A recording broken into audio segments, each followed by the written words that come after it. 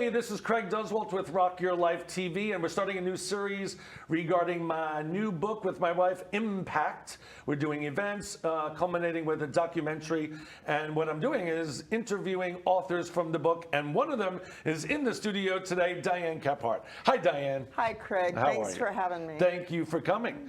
We're all the way here in Dallas, Texas. I love it. Back to my home state for the last 5 years. This is the book. In this book, you wrote a powerful little chapter, didn't you? I did. What was the defining moment in your life or business that inspired you to write it, and how has that moment shaped who you are today? Well, I can remember the day that I made the Facebook post, and it said, "Life just kicked me in the gut, struggling to catch my breath." And that's all I could write at the time. My late husband had just been diagnosed stage 4 colon cancer. Took him to the chiropractor with back pain, and 2 weeks later we found out he had inoperable cancer. And I knew that life was going to change for me and for the kids in ways that I couldn't even predict or expect. But I also know that in your greatest tragedy, you can find your destiny if you're open to finding the gold in what you're going through. And it allowed me to create a program about learning to breathe when life hits you in the gut. I speak on resilience. I have the Winning Resilience podcast because of it.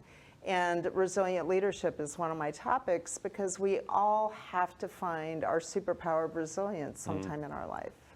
You know, when you lose a loved one, obviously you're going to feel stuck. Obviously, you're going to be in grief for a period of time, and I mean, it's tough. So, you know, how do you move forward from that? What's some advice that you can help someone with because they want to make a difference in this world, want to leave a legacy? What can they do to take that first step after, you know, going through that or getting stuck or feeling stuck? Well, and it's interesting that you talk about making a difference because I had kids at home in school at the time. And I told him, I said, we can hide under the covers and never go out again, or we can continue to make a difference as we're known to do. And if someone's stuck, I would tell them it's usually fear or perfection or just not knowing what to do because you're in grief that keeps you stuck. But imperfect action is better than perfect inaction. And imperfectly done is better than perfectly undone. So once you start moving, you do find that you touch people. I had people come into my life, I was ahead of them in their journey, but I was able to encourage them that they were going to be able to go on.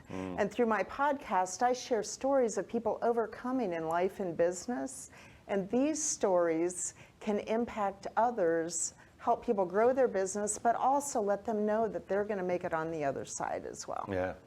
All right, so all this stuff that you just mentioned that you do, what's the legacy of Diane Kephart? What do you want to leave behind when you leave this earth in, say, 80 years? Thank you. You're welcome. Want to be safe there. No, I appreciate it. You know, legacy has really taken on an important meaning to me just in the last month or two. My mom is facing some major health challenges. I just visited them. And I've been thinking about her legacy because I'm seeing her slip away, parts of her. And she's not able to do things she used to be able to do, but I'm thinking of all the lives that she and Dad have touched in their life. And legacy is going to be the relationships we have, the people we've touched, the people I've been able to impact through the podcast, through the books, through my speaking, but also those that have come on my podcast that their business has grown and flourished because I've been able to get their stories of overcoming out there as well. And I think the big thing is realizing that legacy, it's not things, it's not wealth. We all would love to make money and be able to help a lot of people and support causes and things like that. But the biggest legacy is going to be my kids. It's going to be my late husband, you know, his kids are his legacy. My parents, I'm part of their legacy. And people that have been on my podcast that will be in the books, that's going to be a legacy as well. That's mine too. It's all about the kids. You know, we say that all the time.